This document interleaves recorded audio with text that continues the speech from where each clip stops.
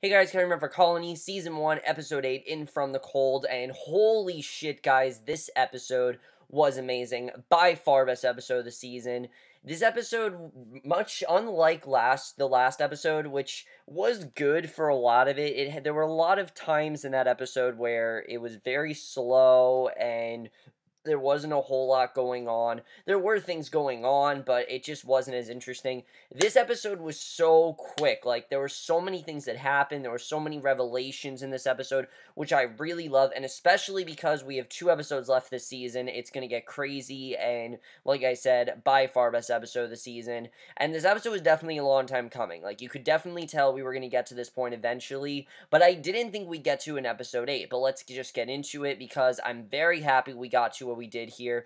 And the way this episode starts, I really do love because we finally get to see the factory in this episode. Now, we did see some of the factory before episode 2, that sequence, if you remember, with Carlos, where they were going to take a shower and, you know, where they were going to get gas, where it seemed like they were going to get gas, but they didn't die, that whole thing. We did see something like that, but here we get to see exactly what the factory is. And it's pretty much what I thought it was. It's pretty much like a concentration camp.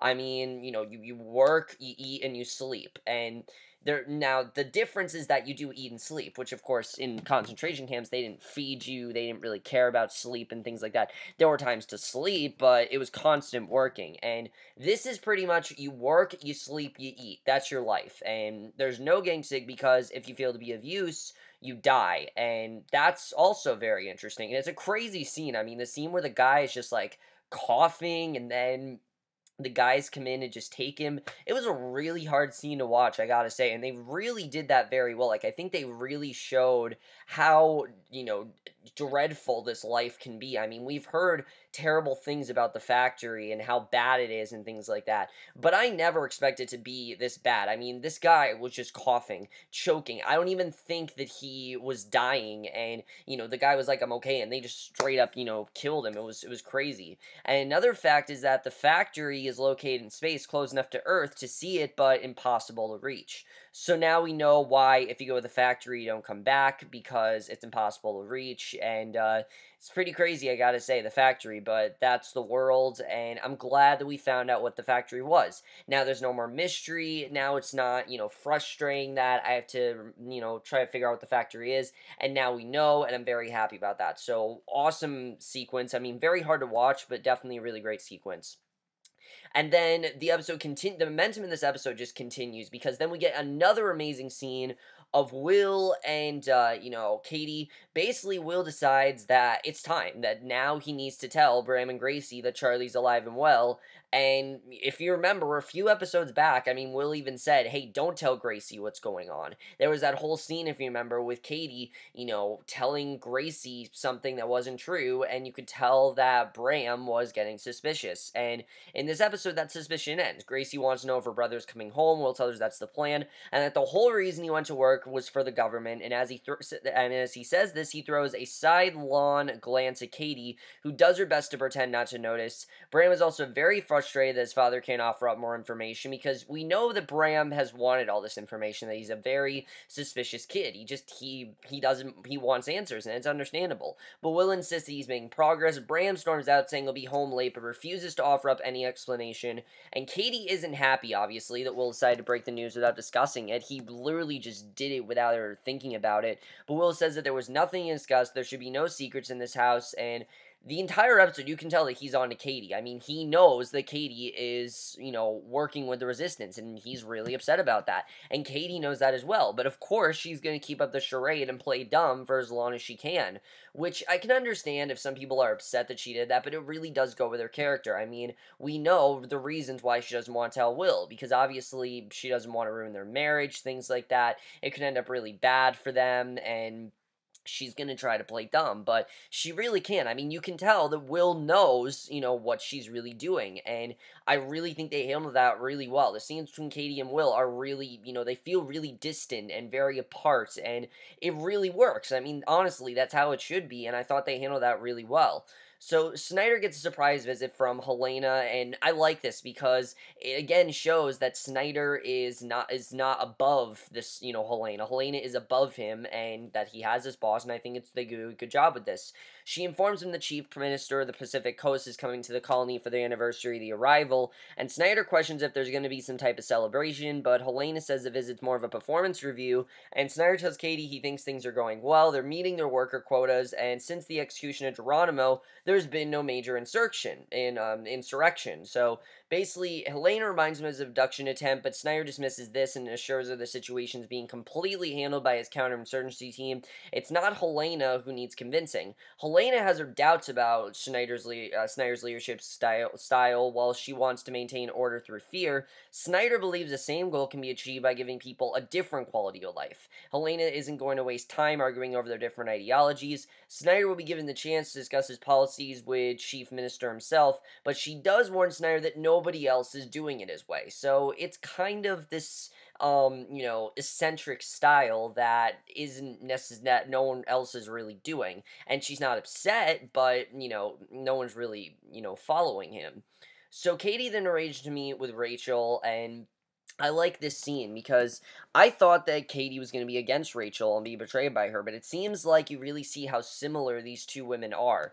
Rachel brings her sons along. Katie's surprised they don't know what their mother's up to, and Katie can't include Gracie, who's too young, and she doesn't want to put that burden on Bram, especially since Will doesn't know.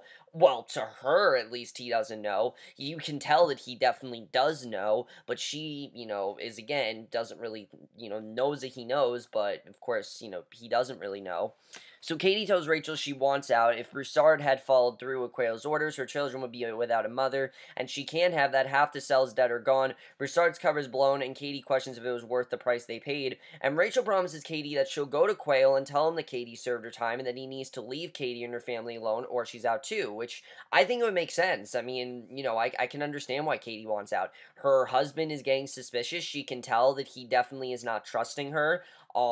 Got Broussard, who she doesn't really know if she trusts, and Quayle as well. It's just better for everyone, probably, if she just gets out, because there really are many more there, and we know she's been questioning this lifestyle ever since she really sees, how this war is starting, and she doesn't want to be a part of it, so she basically wants out, and I really like the way this was done. Like I said, every scene in this episode pretty much is getting us somewhere. There's no dull scenes here, which I really loved. So at the office, Will receives a phone call. It's Quayle, who, if you remember, Will did have that brief encounter with in the last episode, but we get a lot more with Quayle and Will. He doesn't identify himself, but outs Katie as the leak, and he gives Will instructions on where to meet, and this obviously changes everything. Will gets on a city bus, takes a seat by Quayle, who we recognize from the raid at Broussard's house, and Will wants to know how he knows his wife, and Quayle admits that he runs her cell, and Will now knows everything, which I was very happy about. And I can understand why some people are upset. Maybe this wasn't as big, but Will is always kind of known. Like, you could tell in this episode, Will already knew. He just didn't know this one part of her being the leak, and obviously he's really upset. And you can tell this is a lot of information for Will to take in, but he kind of just has to just sit back and be like, all right, I understand the way this is going to go.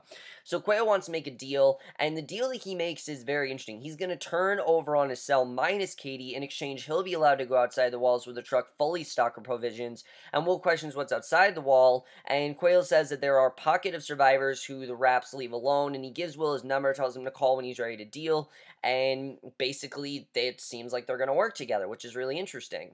So Broussard, who's still underground, meets with a member of another cell. The man wants to enlist Broussard to help his group. He knows there's a VIP coming to the block. He also knows one in mode of transit. He hands Broussard a manila envelope, calling it a business plan, assures Broussard that they've done their due diligence. Broussard walks off without giving the guy an answer, which was very interesting. The fact that he didn't give him an answer, I mean, interesting stuff there. So Will confides in Beau that he might be the source of the leak, and he lets Beau know that the guy claiming to be the head of Broussard's cell wants to cut a deal, and basically Beau senses Will's worried about who Quayle might bring with him, and Beau wonders what would happen if Broussard were to happen to find out someone who was trying to sell him out. Will hypothesizes the cell might clean up their own messes, and basically Will takes the deal to Snyder, who's willing to work out an arrangement, but he does want to meet with the guy face to face because he doesn't really know this guy's agenda. He doesn't know if he's legit, so he obviously is kind of suspicious, and Will doesn't think it's a good idea for obvious reasons. But we know why he doesn't think it's a good idea, because he now knows his wife was working there, and plus they were against them. But Snyder doesn't care. I mean, at this point, he's got a pending review, and he can't afford really any more disasters. And if this guy's willing to make a partnership, that's better in the long run, because there's no attacks, there's no war that really needs to be started. And I like the way that this was done. I mean, Quayle, it seemed like, was going to be this, huge villain, but he wants to make this deal all of a sudden, which is interesting. So Broussard and Quayle are still in contact. Broussard wants to know how the Red Hats found him and refuses to believe it's Katie. He also confronts Broussard about his claims of knowing Geronimo, and Quayle dismisses as a white lie to appease the mob, and he was certain Broussard knew it was bullshit. So basically, he's going along with this idea that it was a white lie. So Broussard wants to know what's next. Quayle says that it's business as usual, fight until they're gone. Broussard shows him the intel from the other cell and explains the plan is solid. All they need is some tactical expertise to pull it off. So you can tell this deal is not true. Like, Quayle really doesn't want this deal. He's still against, he's highly against the Raps, and that's very interesting to see. So Will comes home, decides to use Katie to bait the hook, and he tells her all about his big break at work. And you can tell this whole scene, he's trying to get her to admit what she's doing. The head of Broussard's cell wants to make a deal. He's spooked and willing to give Broussard to save his own ass. Katie leaves to work a shift at the Yonk, but makes a stop along the way. She calls and leaves a coded message for Broussard, basically warning him about what is getting ready to go down, and he already knows what's going down. Like, he doesn't really need this call, but of course, he accepts it and basically listens to what she has to say. But what's interesting is that Will never really calls out Katie in this episode. Now, why do I think he didn't confront Katie about this? Because he wants her to tell him himself. I mean, I think obviously he knows it's true, but at the same time, I don't think he just think that Quayle would just randomly point out his wife and try to threaten him or something like that. But he wants to hear from Katie because obviously he wants trust. One of the most important things in a marriage or any relationship is trust. And Katie's not really giving him that trust, and he wants that. And it's very interesting to see. I really like the way they're handling that, I gotta say. And I know it's gonna come out at some point, and that's gonna be crazy. But right now, she has not admitted, that she's working with the Resistance because she's not anymore. That's kind of her way out of this. So Bram is also working on a covert op. If you remember, he managed to get his teacher, Mr. Carson, the lens for his telescope during one of his scavenging missions, but it's not good enough. They need professional gear, an infrared or radio telescope, and they are able to see enough to discern some changes on the moon, and Carson believes that the hosts have set up a base there, and that's why they never see them. But it's all conjecture until they can get a better look. Now, of course, they don't know, what's going on with the factory and things like that, so they're still trying to get information, and I like that Bram is kind of doing this with his teacher. I think it's good to see. I definitely do enjoy that. And you can tell that he really doesn't trust his parents right now, which is very interesting.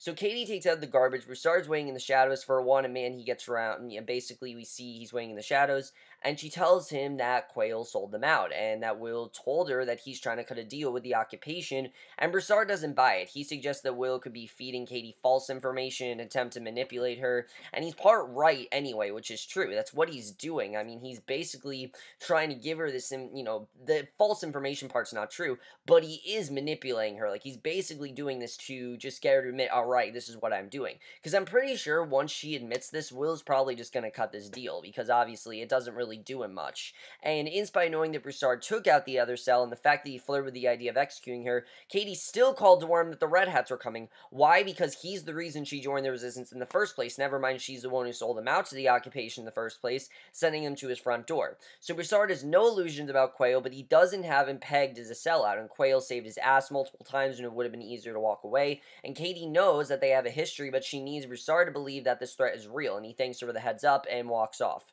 So Broussard and Quayle find time to have another meeting in a dark and shadowy locale, and Broussard wants to know if Quayle is talking to the occupation, as if Quayle would admit it, and it's very similar to what Will is trying to do with Katie, which I really like. I mean, the relation between Broussard and Katie and Quayle is very much like the one between Will and Katie, in the sense that Quayle is doing a lot of things that Broussard doesn't know about. Like, Broussard has an idea what Quayle is doing, but he's not really being honest, and he, of course, tries to discredit Katie, says that Katie has no idea what she's talking about, and Broussard tells Quayle that Katie was the one who tipped him off to that Red Hats, but Quayle points out that maybe she did so because she was the one who tipped them off.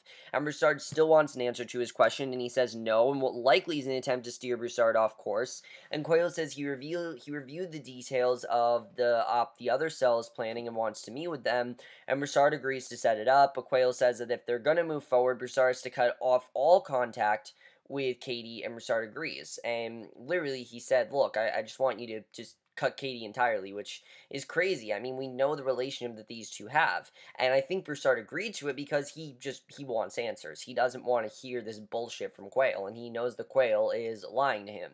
So Bram has come up with a plan to help him and Carson get a better look at what's going on in the sky. He did some research, and there's all sorts of specialized equipment at USC and up on Mount Wilson, and Bram thinks that there's a good chance that the Raps didn't destroy it because it's located outside the zone, and Carson reminds Bram that they are locked in, but Bram insinuates that that's not necessarily the case. It looks like he and Carson will be making a trip down the rabbit hole together, which that's going to be interesting to see, definitely, if they're going to be successful with that, because we know what happened the last time someone tried to do that. You know, the Red Hats could get them. I mean, there are a lot of possibilities as to what could happen here. So I don't see things really going well for Bram and Carson, unfortunately. And of course, they don't really know. You know, they know what could happen to them, but they don't really care. They just want answers, and they're going to do whatever they can to get them, which is interesting.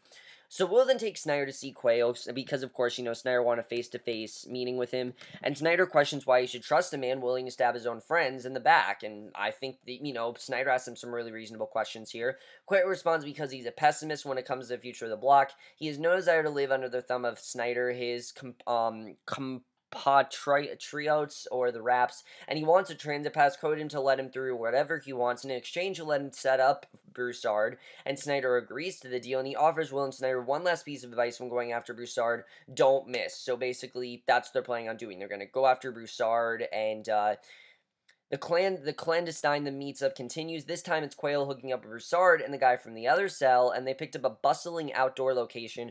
Quayle's being watched not only by Will and his team, but Katie as well, and you can tell that everyone's really suspicious of Quayle, because Quayle had this huge agenda that no one really knew about.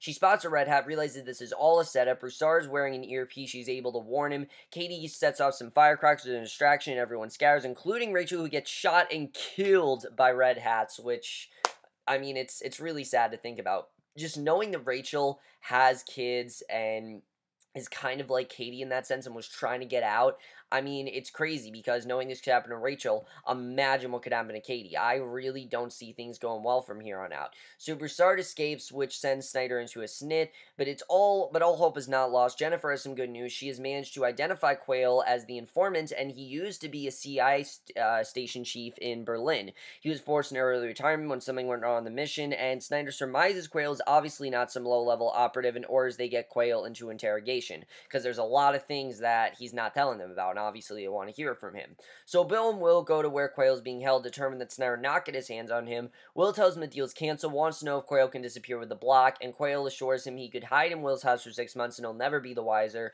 Quayle comes up with a plan that has him disappearing, never to be heard from again, and all Will has to do is let him escape. And Will wants to know why Quayle recruited Katie, but he tells Will that Broussard did, and Quayle praises Katie, calling her an admirable woman with rebellion in her bones. She truly believed that she could make a difference. I mean, that's the reason that she joined, which is true, but it's also not, because we know the big reason was to protect her family. That's really what she wanted to do, so that way she could protect her family, and that was the only way. But I think Katie did truly think she could make a difference, and she knew she couldn't once she actually saw what the resistance does. And Will questions how Broussard got to her, but all Quayle will say is that both he and Broussard saw great potential in her, and he's not answering the actual question. The art deception is natural talent, and Katie has it in spades. And Will knows after this, of course, that he can't trust Quayle, and obviously there are reasons why. And I expect he also thinks the guy is a major asshole, so he shoots this man in the chest, as well as the two Red Hats guarding him, which was crazy. I mean, he just shot him, and understandable. I mean, Quayle, one, is being kind of an asshole. He really is. I mean, he's not giving them the answer they want, and he's being very shady, so it makes sense why he shot him. So Bo enters the building, and after assessing the situation, wants to know what they do now. What they do is lie, and Bo tells Snyder that Quayle and his guards were dead when he and Will got there. Will says it must have been Broussard, but Snyder doesn't understand how he could have known where they were hiding. Quayle, and Snyder senses that something's amiss and demands to know the truth, or all the goodwill Will built with him and favors he thinks he's are owed are gone. And Snyder's done being nice. He warns Bo and Will that if this backhanded shit continues, they will both go to the factory, and I mean, he has reasons to threaten them, and Bo's turning out to not only be a good partner, but actually be a really good friend. The way that he is actually sticking by Will, I really do enjoy. I mean, many people aren't sticking by Will, and you can tell that Bo is, and I can understand why Snyder is upset. I mean, his job is on the line, and of course, Will, I think, knows that, but, to Will, Snyder is his boss, and that's kind of how it goes, which is interesting.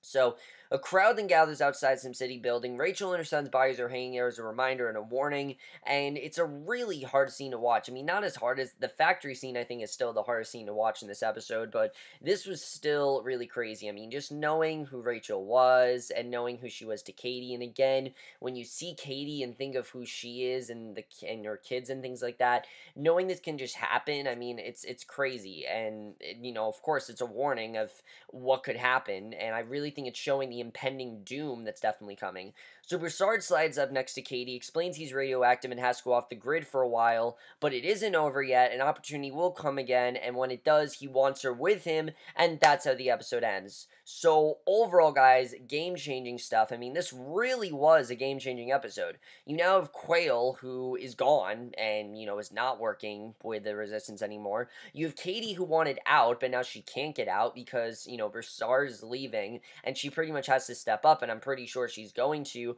but I think she also wants to lay low because she knows that Will is suspicious, and Will is trying to get her to admit the truth, and she's not going to, and basically she doesn't really know what to do, and I can totally understand that. Things you can tell are very complicated right now between Will and Katie, and I don't really know what's going to happen there. I don't sense good stuff for them, though. I mean, Katie needs to admit to Will what she's doing, because he clearly can tell what she's doing. She just needs to admit, and obviously he's not going to be surprised, but she just needs to admit, this is what I'm doing, this is why I did it, and then he'll probably understand. But the way we're going, it seems like Katie's not even allying with Will. Like, she's working with Broussard, which is very interesting that he said that. And Broussard kind of wants her to work against Will, which I can understand. Her and Will kind of do want different things. I mean, she's now very tight with the Resistance, and she's formed this bond with them, while Will's against them. And I think Will kind of is understanding them. He was willing to work with Quayle, but now he's completely against them, and he's going after Broussard, which is crazy to see, and we'll have to see what happens with that. But Snyder, I can understand why he's really upset with Will. I mean, he's not doing exactly what Snyder told him to do, and, Snyder, was really upset with what happened with Quayle and everything. I can totally understand that. His job is on the line. Really bad things could happen to Snyder, definitely, so I can totally understand why he's upset with, Will, that definitely does make sense to me. But I do like this bonding between Bo and Will. I think they're handling that really well. Just the bonding between those two, they work really well together. Broussard's living off the grid right now. Where's he going to go? We'll have to see what happens there. It's going to be very interesting with that. Like I said, Rachel's death, very sad to see her go. I mean, she was a really good character, and I'm sad to see her go. And I really do sense the worst for Katie. I really do. I mean, knowing what could happen with Rachel, I really do sense something very bad is going to happen to Katie. And I don't know exactly what that's going to be, but like I said, I really do sense the worst for her. And then Bram, as we know, is trying to now get intel. He's trying to get as much information as possible, and I hope this works for him. I'm really worried about Bram and Mr. Carson, because we know what happens when you try to go through the rabbit hole. There are red hats, but knowing that Broussard's off the grid, I mean, are there going to be as many red hats? We'll have to see. I mean, I'm sure there are going to be red hats patrolling the streets. That's just how the world is, but definitely very interesting to see what's going on there. I don't think they're going to make it out, though. I really think that something bad is going to happen to them. I mean, just knowing what happened to that one boy that claimed to be Geronimo, if you remember, I really don't know what's going to happen with Bram. We'll have to see what happens. Maybe Paya's going to have to help him. I really do feel that Paya's got to get involved at some point, because we know that whole thing where Bram finally saw where Paya lives and things like that. So that has to happen at some point. I mean, you can't just show Paya and not have her involved with what's going on. There just has to be some sort of a connection there. I don't know. I just feel like there's some sort of connection there. We'll have to see what that is. Definitely, that's going to be very interesting. And then I like that Will did tell Bram and Gracie what's going on. I mean, Bram now knows and Gracie knows. Katie said that she's not going to bring her kids with her, but is she going to tell them more what's going on? I mean, the direction it seems, like I said, it really does seem like Katie is doing something completely against Will. Like, this really has nothing to do with what Will is doing, and that's very interesting to see. And I also really like seeing the factory in this episode. Just everything about this episode I really thought worked really, really well. Like I said, by far best episode of the season. I really did love this episode, and I really do feel it's only going to get better from here. I mean, it really is getting crazy. We'll have to see what happens in these last 2 episodes, but let me know what you guys saw this episode. Absolutely love this episode. Amazing stuff overall, and I will see you guys in my next video, which will be for the Vampire Diaries, and I will see you guys for that. Okay, bye.